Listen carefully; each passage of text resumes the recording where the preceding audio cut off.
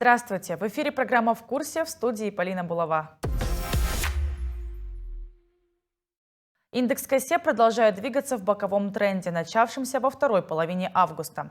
Большинство акций индекса закрылись сегодня в красной зоне с потерями меньше 1%. Лидером роста по итогам дня стали акции банка «Центркредит» плюс 0,6% до 230 тенге. В отсутствии каких-либо значимых корпоративных новостей позиция «покупать» для большинства инвесторов сегодня, скорее всего, исходила из сильных финансовых показателей банка.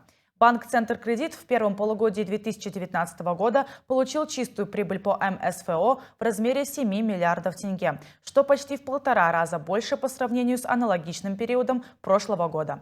Вырос чистый процентный доход и собственный капитал. Кроме того, доля акций банка в обращении на открытом рынке является сравнительно высокой – около 42%. Однако в июле текущего года рейтинговое агентство S&P пересмотрело прогноз по рейтингам банка со стабильного на негативный в связи со снижением качества активов. Краткосрочные ставки доходности денежного рынка сегодня незначительно снизились на фоне средних объемов. Доходность операций РЭПО с государственными ценными бумагами сроком на 1 день составила в конце дня 8,4%.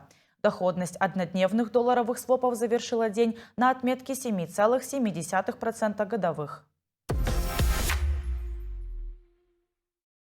По итогам торговой сессии официальный курс тенге к доллару США укрепился на 3 тиин до 389 тенге 59 тиин. Цены на нефть продолжают снижаться в связи с отсутствием информации о дальнейших шагах США и Китая по урегулированию торгового конфликта. Данное снижение является своего рода коррекцией после роста в пятницу на фоне заключения сделки, так как упомянутая мера является лишь началом долгого пути, который сторонам еще предстоит преодолеть. Брент торгуется в районе отметки 58,9 долларов США за баррель.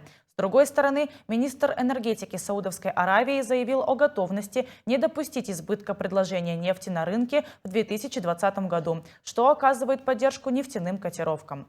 Средневзвешенный биржевой курс по итогам торгового дня составил 389 тенге 62 тиин. Объем торгов вырос на 40% до 65 миллионов долларов США. Средневзвешенный курс тенге к рублю установился на уровне 6 тенге 6 тиин. Стоимость валютной пары евро-тенге установилась сегодня на уровне 429 тенге 68 тиин. Средневзвешенный курс тенге к юаню вырос на 23 тиин и установился на уровне 55 тенге 9 тиин. Это была программа «В курсе». Увидимся после следующей торговой сессии.